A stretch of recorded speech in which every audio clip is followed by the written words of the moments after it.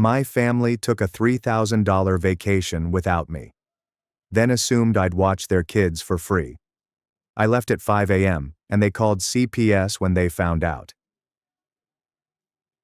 I'm Riley, 22 years old, and I recently graduated from college with a finance degree. For as long as I can remember, I've wanted to graduate from high school, attend a decent college, find a nice job, and move out. It seems simple enough, right? However, life had other plans. I graduated, obtained my degree, and then returned to my parents' home in a little Ohio town. Do not get me wrong, I adore my parents, Denise and Russell. They are wonderful people who have worked hard to establish a stable environment for me and my sister Morgan. But going home wasn't exactly the dream I'd been chasing for 4 years. The plan was to stay with them for a few months while I sought work and saved up enough money to buy my own home. It seemed reasonable. No rent, free food, and a chance to regroup while I plotted my next steps. I told myself that it was a sensible option even though it stung my pride a little. Initially, everything went well. Within a week, I was employed as an analyst at Western Group, a mid-sized corporation that specializes in financial planning for small businesses. The pay was not high, but it was consistent and the benefits were decent. That evening, I came home feeling as if I had taken my first important step toward independence. Mom was in the kitchen preparing dinner, and Dad was watching television in the living room. I grabbed a plate of food, sat down at the table, and presented the news. "I got the job," I said, delighted. "I start Monday." For a moment, I thought they'd be excited. I was anticipating some congratulations, maybe even a, "we're proud of you." Instead, they exchanged that look that parents give when they're about to say something terrible. Mom lowered her fork and smiled tightly. "That's great, Riley, really. We knew you'd find something quickly." But Dad chimed in. "We've been meaning to talk to you about something." My stomach dropped. This wasn't going to be good. Mom sighed and folded her hands on the table. "With my arthritis getting worse, I've had to cut back my hours at the library. And your dad's hours at the auto shop have been reduced. They're talking about more layoffs too." I inquired, knowing exactly where this was going. "And we could use some help with the bills," Mom said, apologizing. "Just until things stabilize. You wouldn't have to pay rent or anything, it's just the utilities and groceries have been harder to manage." I sat there staring at my plate. When I returned, I decided to contribute here and there to support my own expenses. But that was more than I expected. Nonetheless, they were my parents. They had always been supportive and they were not asking for much. "Yeah, of course," I said, pretending to smile. "It's the least I can do." Looking back, that was the moment when I should have set boundaries. But guilt is a strong emotion. Over the next 6 months, things settled into a pattern. I'd wake up, go to work, come home, and crash. Every month, I sent my parents a sizable amount of my wages to pay bills, groceries, and other costs. On top of that, I took on minor tasks they claimed they didn't have time for, like running errands for Mom when her arthritis flared up or correcting Dad's Excel sheets because he wasn't a computer person. It was not just about money. I had not anticipated having to provide time, energy, or patience. At first, I convinced myself that it was only temporary, a tiny gesture to my parents who had always been there for me. However, as time went, I started to notice minor nuances. If I mentioned wanting to save for my own place, Mom would sigh deeply and say, "It must be nice to think about moving out when the rest of us are struggling to get by." Dad was no different. He'd shake his head and say, "Some people have no idea how hard it is to make ends meet." Whenever I spent money on myself, such as when I bought new work clothes, it wasn't just the guilty feeling, it was a total lack of appreciation for everything I had given up. My friends stopped inviting me out because I couldn't afford to attend. My desire to see the metropolis faded with each month as my savings account refused to grow. When I told Mom that I was considering having a second job to help save money faster, her only response was, "Well, just don't let it interfere with what we need." That stung. What we need. I was giving everything I had to keep this household together, but it wasn't enough. But I didn't believe it was very malicious. They weren't nasty or demanding. But the guilt trips were subtle and constant, like pouring water over a rock. Meanwhile, I began to feel stuck. I had planned to stay for 3 to 6 months at most, but the more I assisted them, the more they appeared to rely on me. The bills continued coming in, and I kept paying them, all while my ideal of freedom receded further away. Still, I told myself it was only temporary. I just needed to save a little more, and I'd be done. I even started looking at city apartments, thinking what it would be like to have my own place. However, before I could take the next step, life threw me another curveball. It was a Friday evening in late spring. I'd just gotten home from work and was looking forward to a peaceful night of Netflix and leftovers. Mom was in the kitchen, and Dad was outside tinkering with the mower. Everything seemed normal until the doorbell rang.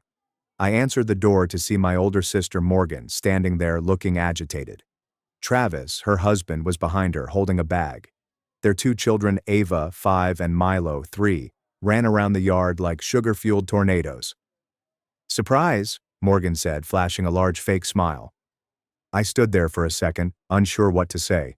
Travis, behind her, looked tired as he carried suitcases and a duffel bag. "What's going on?" I eventually asked, stepping aside as Morgan marched past me like she owned the place. "We need a place to stay for a little while," she said, already walking toward the living room. She plopped down on the couch and groaned deeply. "Travis's consultant role has ended, and my boutique's sales have decreased, making it tough to pay the rent. You understand how things are, except that I didn't. I had no idea you allowed things to become so bad that you packed up your entire family and showed up unannounced in someone else's home." Travis ultimately passed through the door with his arms full. "Hey, Riley," he said softly, barely making eye contact before moving the stuff upstairs. I was still standing there, unmoving, when Mom entered from the kitchen, wiping her hands on her apron. "Oh, my babies are here," she exclaimed, clutching Morgan in a hug. "You poor things. You've been through so much. Don't you worry, we'll take care of everything." Dad entered a minute later, holding Milo in one arm like a football. "This one nearly gave me a heart attack," he explained as he sat down, running straight for the mower like it's a ride at an amusement park. Morgan chuckled faintly, but I noticed she didn't apologize or even look at Milo to tell him to stop. I stood there, watching the scene develop as if I were in a different universe. Within minutes, my parents were praising Morgan like she was a military hero who had survived a major fight. Mom was already talking about supper and where they could place the kids' beds, and Dad offered to move his tools out of the spare room to create more space. Meanwhile, I stayed invisible. That night I sat in my room, trying to focus on a budget spreadsheet for work, but all I could hear was chaos downstairs. Ava and Milo ran up and down the corridor, yelling at the top of their lungs. Morgan's voice boomed around the living room as she told Mom about her recent business issues. I took a deep breath and reminded myself that it would only be a few weeks. That should be manageable for me. The next morning it was clear Morgan and Travis were not leaving anytime soon. They unloaded all of the bags, filled the spare room closet, and even took over a cabinet shelf for the children's food. And without saying anything overtly, I was picked as the babysitter. It started little. Morgan would casually ask me to keep an eye on Ava and Milo while she and Travis ran to the store. "It'll just be an hour," she'd say, grabbing for her purse. However, that hour generally lasted 2 or 3. Weekends were the worst. On Saturday mornings, I'd wake up hoping to rest and catch up on some reading or Netflix, only to find Morgan and Travis dressed to go out. Morgan would announce, "We're meeting friends for brunch," and hand me a list of kid-friendly activities she'd printed from the internet. We shouldn't be too long. By not too long, she meant the most of the day. Morgan acted as if I had just suggested dumping the kids in a ditch when I tried to push back the first time. "Riley, it's just brunch. You don't even have plans. What's the big deal?" "I was planning to spend the day catching up on work," I said, pointing to my laptop. Morgan rolled her eyes. "You're just sitting there on your computer anyway. Can't you do that with Ava and Milo in the room? You're being so dramatic." The worst moment was when Mom jumped in. "Riley, honey," she said, lowering her voice as if to convey some old wisdom. "Morgan works so hard, and she deserves a little break now and then." "I work hard too," I said, but Mom just waved me off. "Of course you do. But you're single, sweetie. You don't understand how much pressure comes with having a family to take care of." It was as if my own problems were irrelevant because I didn't have a husband or children to worry about. No matter what I said, it was always about how much tougher everyone else had it. Setting boundaries would be selfish of me. If I begged for some space, I was making it all about myself. And when Morgan and Travis returned from their never-ending brunches or errands, they'd behave like they'd just run a marathon. "You don't know what it's like out there," Travis once said, sagging into the couch as if he'd spent the day digging trenches instead of sipping mimosas. I wanted to shout, "I don't know what it's like?" I had just spent 6 hours stopping Milo from eating Play-Doh while Ava asked for a snack every 5 minutes. Of course, bringing it up would be overly whining. I spent my Saturdays watching Bluey and trying to keep Milo from throwing blocks at me, while Ava demanded snacks every 5 minutes. Mom and Dad conveniently left during these extended babysitting sessions, claiming they needed to do errands or complete garage tasks. When I told Morgan later, she rolled her eyes. "Riley, they're just kids. It's not that hard. Not too difficult." It was simple for her to say when she wasn't scrubbing crayon smears off the walls or explaining why eating Play-Doh is a bad idea. The worst part was that few people seemed to appreciate what I was doing. Morgan acted as if I was being dramatic anytime I mentioned it. Travis rarely spoke to me unless he needed something. And Mom and Dad seemed to think everything was just normal. "You're such a big help," Mom said one evening after I mentioned how fatigued I was. "It's good practice for when you have kids someday." The constant guilt trips were starting to wear me down. Every time I pondered saying no or setting stronger limits, I remembered Mom's words. Family helps family. So, what about me? Didn't I deserve to live my own life? It wasn't just babysitting either.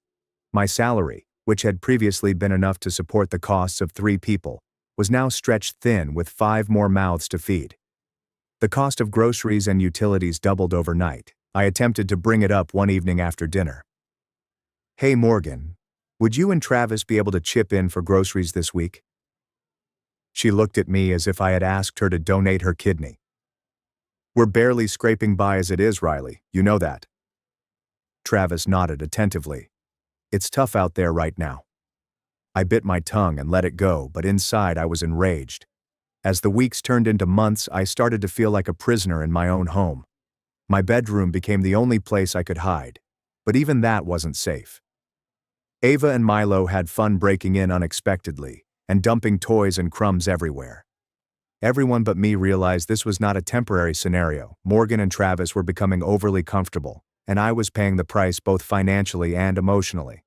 I should have spoken up earlier, but every time I did, I felt like the bad guy. I was repeatedly told that I was overreacting or being selfish, so I remained silent. Then one evening, I overheard a conversation that changed everything. I wasn't trying to eavesdrop, but living in a house with individuals who don't grasp the notion of an indoor voice makes it impossible not to overhear conversations. I was sitting in my room one evening, scrolling through job postings to distract myself from the chaos downstairs, when I heard the end of Mom's phone call. "Yes, we're all going to Florida next weekend for Celesta's retirement celebration. It'll be so nice to have the whole family together for a proper send-off," she said with a grin. I froze. Florida. Retirement celebrations. Whole family. I stood up and moved into the hallway, craning my neck to see whether I had misheard. Mom was still on the phone and pacing in the kitchen, her back to me. "Of course Riley will be here to watch the kids, it just makes sense. No point in dragging them along to something they wouldn't enjoy." Ah, there it was. Except for myself, the whole family would go to Florida. Apparently I had already offered to stay behind and babysit. I went back to my room thinking, how could they just forget me? The more I thought about it, the angrier I grew. Not only was I not informed about the trip, but they did not even contemplate including me. I was not invited, was not asked if I could babysit, and was not given any previous notice. They just assumed. Because it is what my family did.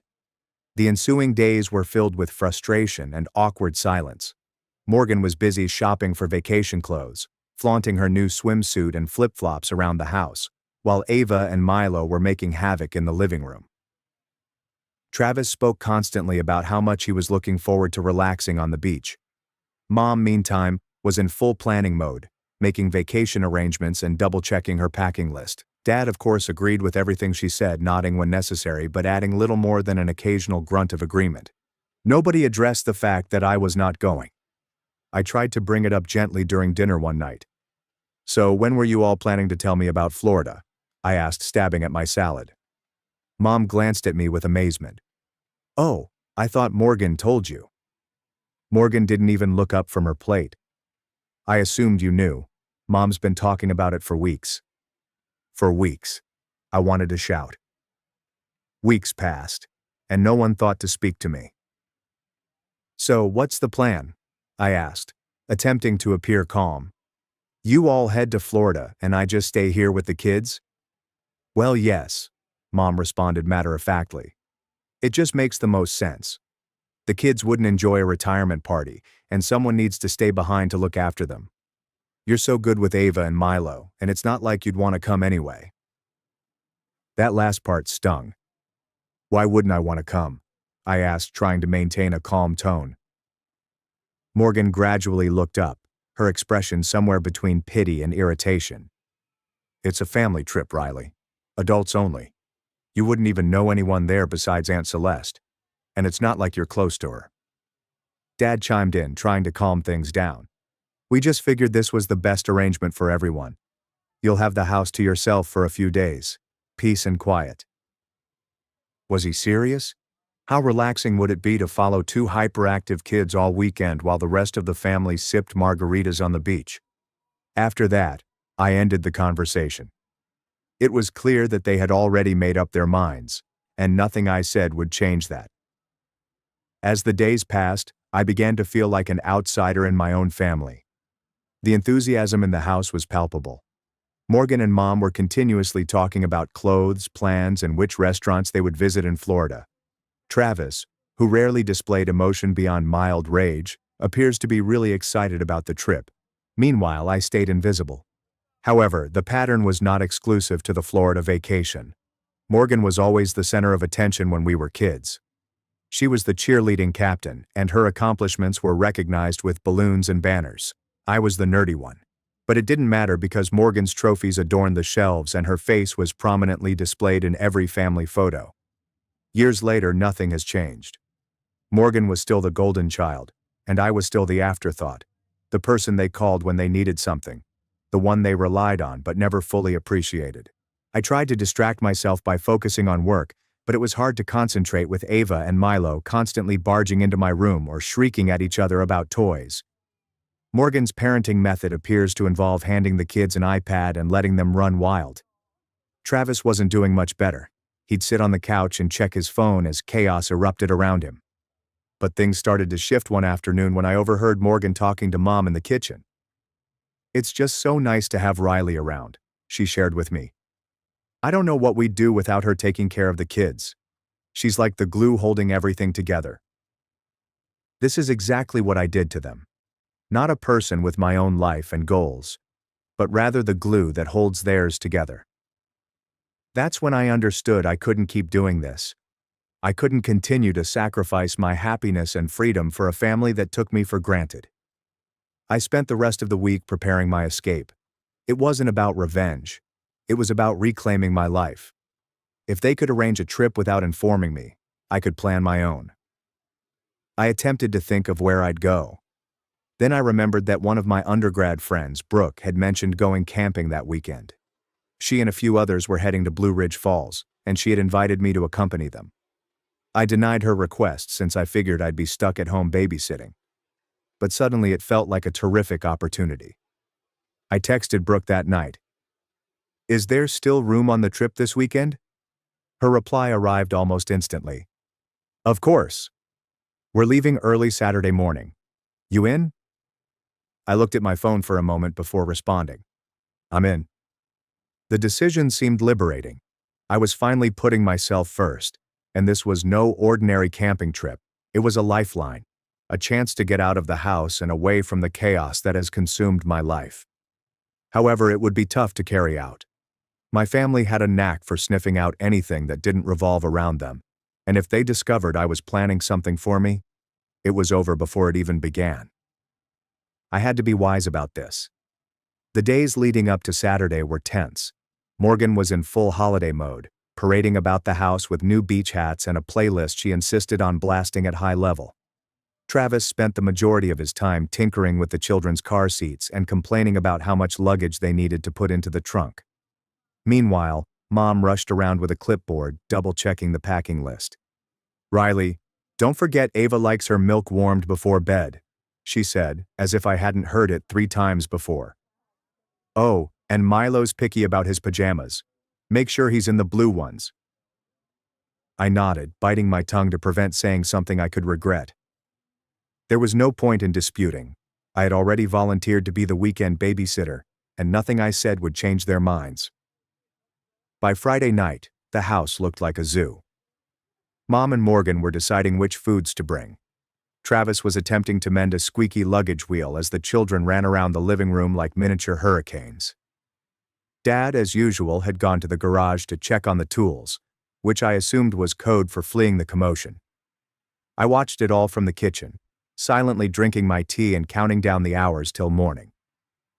Around 10 p.m., everything started to calm down. Mom put the kids to bed, Morgan went upstairs to pack her last few needs, and Travis laid down on the couch, scrolling through his phone.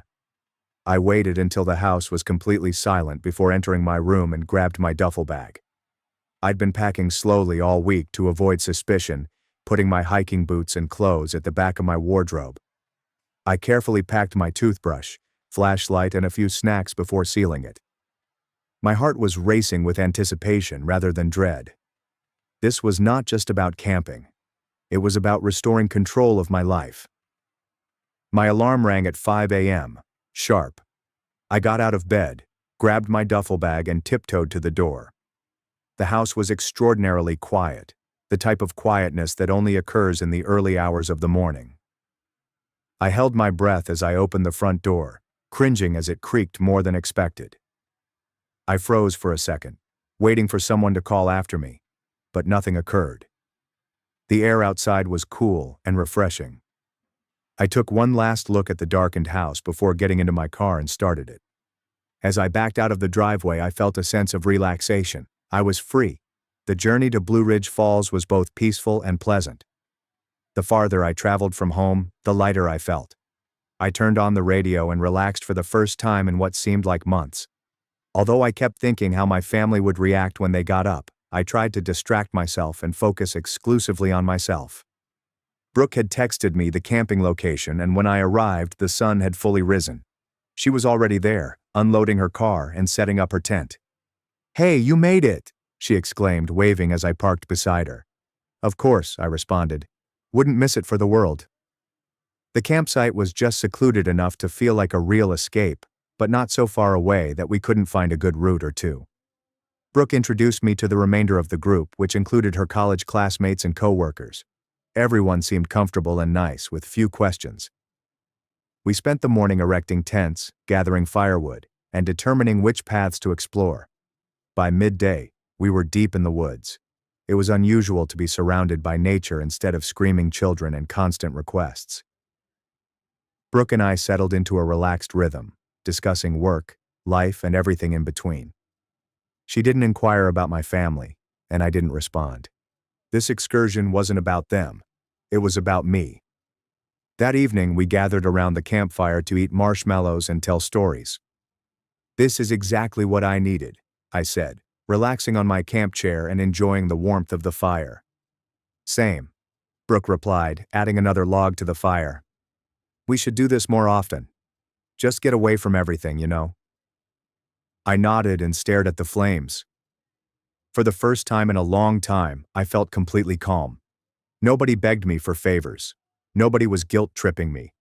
No one asked me to sacrifice my time and energy for their benefit.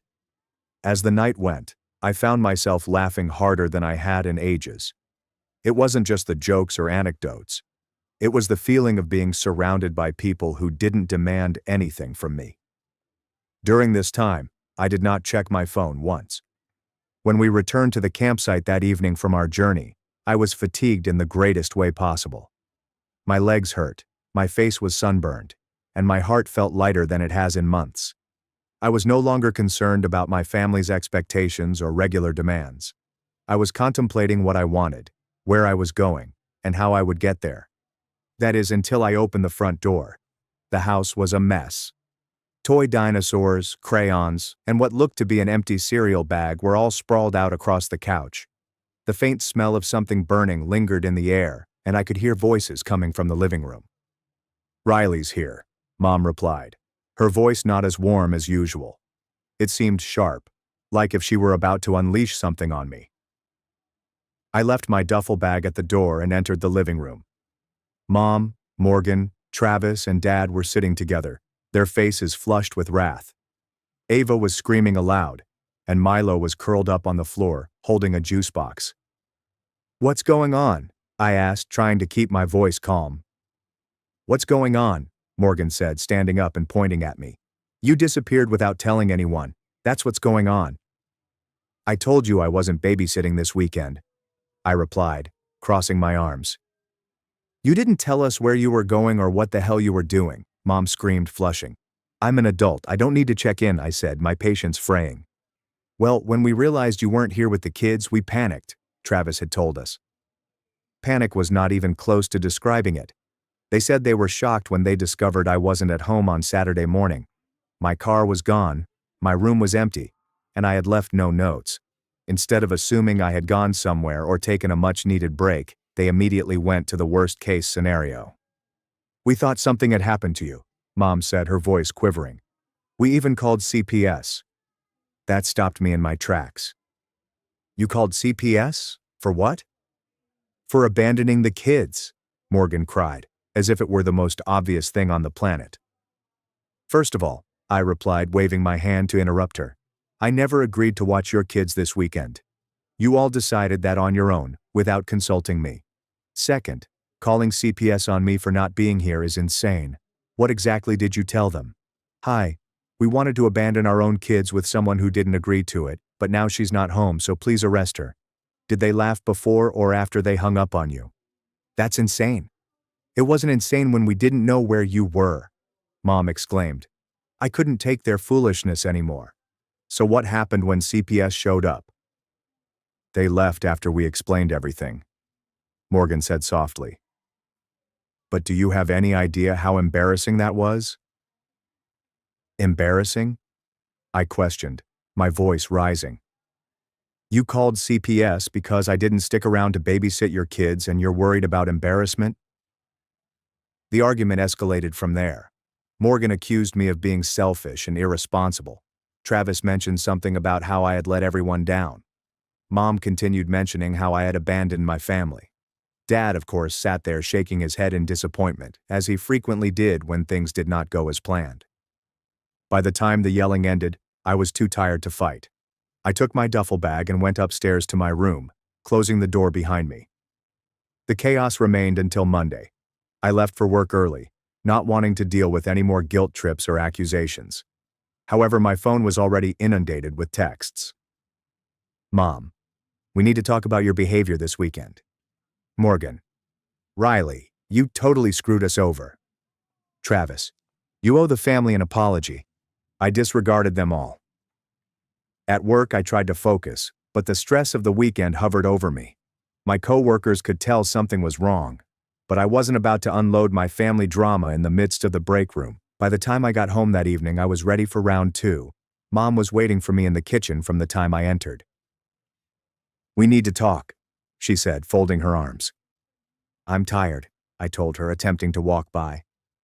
"Riley," she said firmly, pushing in front of me. "This can't wait." I grimaced and set my luggage down. "What now?" Mom's face softened, but her voice remained severe. "Your sister is hurt. She feels like you abandoned her when she needed you most." I looked at her, bewildered. She needed me for what? To babysit her kids while she went on vacation? That's not my responsibility, Mom. "You should do your part as a member of this family," she said, her voice full of anguish. "Funny how that only applies to me," I commented. "When has Morgan ever helped me? When has anyone helped me?" Mom opened her mouth to respond, but nothing came out. "Exactly," I replied, gathering my suitcase and heading upstairs. The next few days were tense.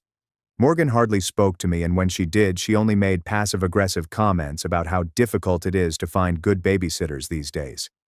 Travis stayed out of it, which was probably a good thing. But his silence was nearly as unpleasant as the arguing. Mom and Dad tried to act as if nothing had happened, but each conversation was loaded with regret. "We're a family," Mom would say at random, as if that was enough to solve everything. I realized I couldn't remain much longer. The house felt more oppressive than ever, and no amount of space or time could improve the situation. One evening, when I was folding laundry, Dad knocked on my door. "Can we talk?" he asked, his tone quieter than usual. "Sure," I said, even though I was not in the mood for another lecture. He stepped in and sat on the edge of my bed, staring down at his hands. "Look, I know things have been tough lately, and I know you feel like we've been unfair to you." I stayed silent, waiting for him to continue. "But your mom and I are just trying to keep everyone together," I was told. "This family's been through a lot, and we're all trying to do our best." "Dad, I understand," I said, trying to keep my voice calm. "But I can't keep sacrificing my life for everyone else. I'm 22. I should be building my future, not cleaning up after Morgan and Travis." He nodded slowly, but I could tell he didn't quite understand. "We'll figure this out," he said after a long pause. "Just give it some time." I nodded, but I knew deep down that time would not make this better. By the end of the week, I had made a decision. It was time to leave. The house no longer felt like a home, but more like a war. I knew if I stayed too long, I'd lose what little sanity I had left. I began searching for apartments. After months of paying bills that weren't mine, my savings were small, but they were enough to get me started. I found a handful of listings that looked promising. Nothing extraordinary, just clean and tiny. I looked at my phone for a moment before phoning Aunt Celeste. She picked up on the second ring. "Riley, how are you, sweetheart?" she inquired, her tone warm and sympathetic. "Hey, Aunt Celeste. I'm okay, I guess," I responded, unsure how to start this conversation. She recognized my hesitant tone right away. "What's going on?" "Is everything all right?" "Not really," I admitted. "I don't know if you heard, but I didn't go to your retirement trip." "I noticed," she said. "Your mom said you were staying behind to help with the kids. I thought that sounded odd. Why didn't you come?" I couldn't help but laugh bitterly. "Because no one told me about it. They just assumed I'd babysit like always." Aunt Celeste remained silent for a moment before drawing a rapid breath. "That doesn't surprise me, unfortunately. Your mom mentioned how much you've been helping out, but it sounds like they've been taking advantage of you." "Yeah, you could say that," I answered. "I'm actually thinking about moving out, but I'm not sure how to handle the fallout." "Well, sweetheart, you've done more than enough. You're young. You shouldn't be tied down like this. Move out, set boundaries, and let them figure out their own mess. It's not your responsibility to fix everything for them." Hearing those words felt like a weight was lifted off my chest. She added forcefully, "And if you need help, let me know. You deserve better than this." That conversation gave me the motivation I needed. The following morning, I informed the landlord that I would no longer be paying rent starting next month and that my parents would have to take over. I hesitated to take this step, but I knew it was necessary. After that, I spent the day packing. I didn't bother alerting anyone, and there was no use in starting another dispute until I was ready to depart.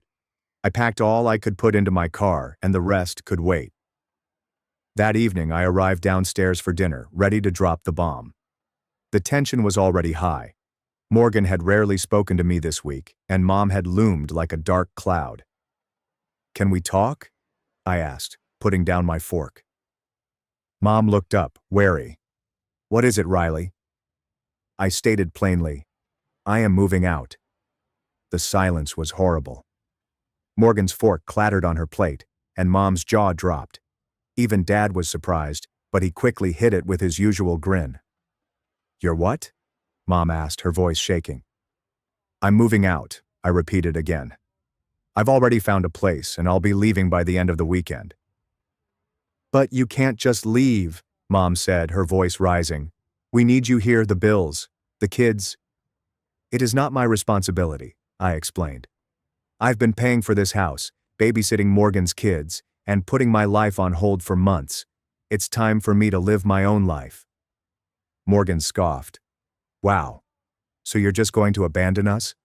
How selfish can you be? I turned to her, my patience worn out. Selfish? Morgan, you've been living here rent-free, dumping your kids on me every chance you get, and contributing absolutely nothing. If anyone's selfish, it's you. That's enough, Riley, Dad said sternly. No, it's not enough, I replied. I've done everything you've asked and more, and all I've gotten in return is guilt trips and disrespect. I'm done. Mom's face crumpled, but I did not let it bother me. I've already told the landlord I won't be contributing to the rent anymore, I said. So you'll need to figure that out too. Morgan appeared to be about to erupt. Are you kidding me? You're just going to leave us with all the bills? How are we supposed to manage without you? Not my problem, I said, echoing her own words from months before. The next morning I packed the rest of my belongings into my car. Mom stood on the porch looking sad but saying nothing. Dad stayed inside, avoiding the entire scene. Morgan did not even bother to come downstairs. As I pulled out of the driveway, I had a variety of emotions. But overall, I felt liberated. The first few days in my new flat felt surreal. Mom called several times, but I did not respond. I wasn't prepared to deal with her yet. Morgan wrote me several angry SMS accusing me of abandoning the family, so I disabled her phone number. Aunt Celeste called to check in. I'm proud of you, sweetheart, she said. It's not easy to stand up for yourself, especially with family, but you did the right thing. Thanks, Aunt Celeste, I said, smiling. I think so too. It's been a few months, and things are starting to feel normal. I've reunited with old friends, started new interests, and even begun saving for a trip to Europe next year. I have kept a distance from my relatives. Mom still sends me the occasional guilt-inducing text, but I've stopped letting it bother me. Morgan and I have not communicated since I left, and I am fine with that. I understand they need to change, but it is no longer my responsibility. And I've spent enough of my life putting them first. It is time to prioritize myself for a change. And you know what? I don't regret it.